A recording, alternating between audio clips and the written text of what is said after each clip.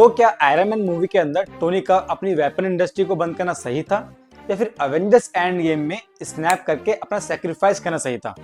तो मेरा नाम है मनीष और आज हम बात करने वाले हैं मार्वल्स के सबसे आइकॉनिक कैरेक्टर के बारे में।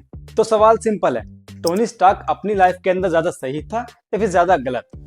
तो चलिए करते हैं आयरन मैन से लेकर एंड गेम तक एक पूरा ब्रेकडाउन और जानते हैं कि टोनी स्टार्क सही था या फिर गलत।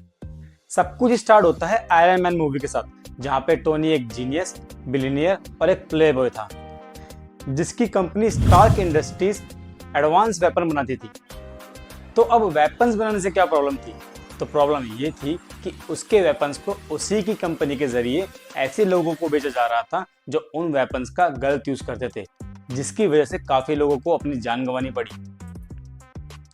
इस बात का पता टोनी को तब चला जब अफगानिस्तान में उसको किडनैप किया गया, और यहीं उसे रियलाइज हुआ कि उसकी कंपनी इनडायरेक्टली तबाही फैला रही है, जिसकी वजह से काफी लोगों की अब तक जान जा चुकी है।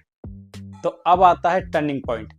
टोनी अपनी लाइफ को रिस्क में डाल के एक केव के अंदर अपना पहला आयरन मैन सूट बनाता है और साथ ही अपना वेपन बिजनेस को भी बंद कर देता है, और यही जन्म होता है आयरन मैन का।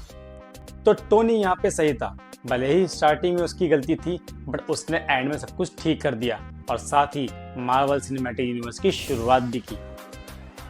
अब आता है टोनी का ईगो फेज, आयरन मैन 2 और आयरन मैन 3। आयरन मैन 2 के अंदर टोनी का ईगो पीक पर था। वो गवर्नमेंट को अपने बनाए आयरन मैन सूट देने से मना कर देता है। टेक्निकली देखा जाए तो ये ठीक भी था, क्योंकि अगर उसके सूट किसी गलत हाथों में आते तो वो काफ़ी डेंजरस साबित हो सकता था। फिर आती है आयरन मैन 3। यहाँ पर टोनी न्यूयॉर्क अटैक के बाद PTSD से सफर कर रहा था, जिसके चलते वो हंड्रेड्स ऑफ सूट्स बना लेता है अपनी एंजाइटी की वजह से। ये टोनी का ऑब्सेशन था या फिर प्रोटेक्शन? तो ये टोनी का ग्रे एरिया है, जहां पर वो दुनिया को बचाना तो चाहता है, लेकिन ट्रस्ट इशू और फेयर उसको कंट्रोल कर रहे हैं। अब आती है टोनी की सबसे बड़ी गलती, अल्ट्रॉन। टोनी और ब्रूस बैनर मिलकर अल्ट्रॉन बनाते हैं, एक ऐसा AI जो अर्थ को स्पेस और अर्थ दोनों तरह के खतरों से बचाता। लेकिन जैसे ही अल्ट्रॉन बनकर तैयार होता है, वो करप्ट हो जाता है और इंसानियत को ही दुनिया के लिए खतरा मान लेता है और चारों तरफ डिस्ट्रक्शन फैलाने लगता है। तो टोनी का अल्ट्रॉन बनाना गलत नहीं था, वो एक ऐसा AI बनाना चाहता था जो अर्थ को प्रोटेक्ट करे। हाँ, पर बिना अपनी टीम को बताए ये करना गलत था, जिसकी वजह से टीम के अंदर ट्रस्ट इशू आना स्टार्ट हुए। फिर आता है emotional era, Captain America Civil war.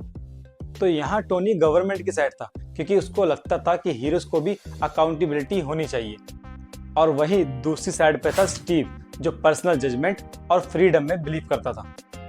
Tony और स्टीव में कौन सही था? तो टोनी यहाँ पर गिल्ट में था, क्योंकि उसने अल्ट्रॉन बनाया, जिसकी वजह से काफ़ी नुकसान हुआ।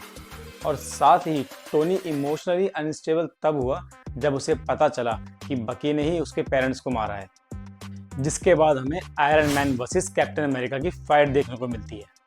तो टोनी का रिएक्शन यहाँ पे समझ आता है, क्योंकि वो यहाँ पे इमोशनली अनस्टेबल था। पर बकी भी यहाँ पर गलत नहीं था, क्योंकि वो हाइड्रा के कंट्रोल में था। तो अब यहाँ पे कौन सही है, ये तो आज भी फैंस के बीच डिबेटेबल है। अब आती है इन्फिनिटी वॉर, और यहाँ पे टोनी का सबसे बड़ा डर एलियन इन्वेजन रियलिटी बन जाता है, और आता है मेन विलन थैनोस। इस मूवी के अंदर टोनी फुल रिस्पॉन्सिबिलिटी मोड में होता है।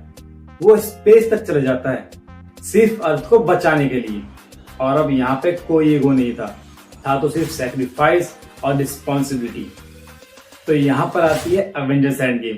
तो यहाँ पर टोनी ने एक पीसफुल लाइफ स्टार्ट कर दी थी, जहाँ पे उसकी वाइफ, एक डॉटर और सब कुछ परफेक्ट था। बट जैसे ही टोनी को टाइम इसका आइडिया आया, उसने एक बार फिर रिस्क लिया और पास्ट में जाके सारे इन्फिनिटी स्टोन कलेक्ट किए और एंड मोमेंट पे आई एम आयरन मैन बोल के स्नैप कर दिया, और साथ ही खुद का सेक्रीफाइस भी कर दिया। अब टोनी स्टार्क सही था या गलत? सच क्या है? तो टोनी कोई परफेक्ट हीरो नहीं था, वो एरोगेंट था। उसने काफी मिस्टेक्स की, लेकिन उसने हर बार अपनी मिस्टेक्स को एक्सेप्ट करके इम्प्रूव किया।